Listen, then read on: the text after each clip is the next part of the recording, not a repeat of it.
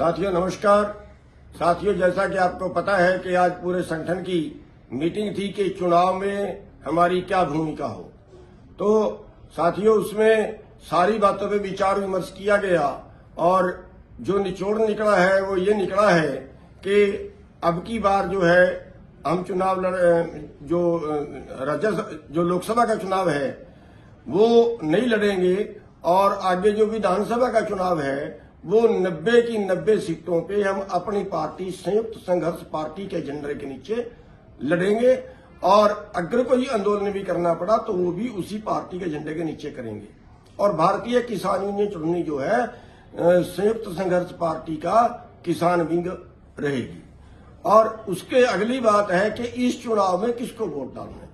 तो साथियों, बड़ा विचार विमर्श किया गया और निचोड़ ये निकला कि कांग्रेस ने भी किसानों को कोई लिफ्ट नहीं दी है, ना एसकेएम से, हमारे से, किसी किसान लीडरों से, किसी किसान समूह से उन्होंने बुला के पूछा है, कोई बात की है कि आपको क्या चाहिए, आपकी क्या मांगे हैं। एक भी किसान लीडर को देश में टिकट नहीं दिया है और यहां तक है कि हुड्डा ने तो जितना मुखालफत कर सकता है उतनी मुखालफत की है और हमारे जो लोग उसको मिलने गए थे उनकी भी बेइज्जती करके वहां से भेजा है।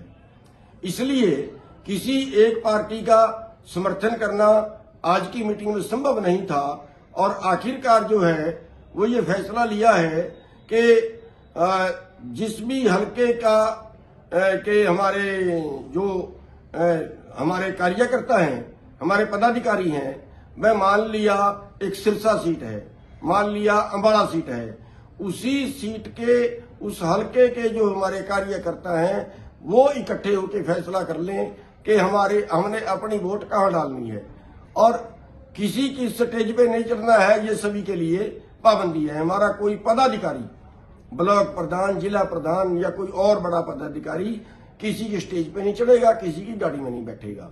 तो साथियों, ये आज का फैसला लिया गया है और सभी ने इस पे गौर करनी है। हमारे सभी कार्यकर्ता आगे के लिए इस नीति पे काम करें कि हमने जो अगला चुनाव है विधानसभा का वो पूरे हरियाणा में 90 की 90 सीटों पे लड़ना है और उसकी तैयारी करें, क्योंकि राजनीति जो है उसके बिना कोई सुधार नहीं है। और हम राजनीति इसलिए करना चाहते हैं कि जितनी आज राजनीतिक पार्टियां हैं वो देश को बेचने पे खड़ गई हैं, वो पूंजीपतियों की है, वो पूंजीपतियों के समर्थन के कानून बनाती हैं। देश को बचाने के लिए अगर कुछ देश को बचाना चाहते हैं तो देशभक्तों की जरूरत है और इस पार्टी में उन देशभक्तों को शामिल किया जाएगा जो देश के लिए लड़ना चाहते हो, जो देश के लिए टाइम अपना खर्च करना चाहते हो, जो देश को बचाना चाहते हो।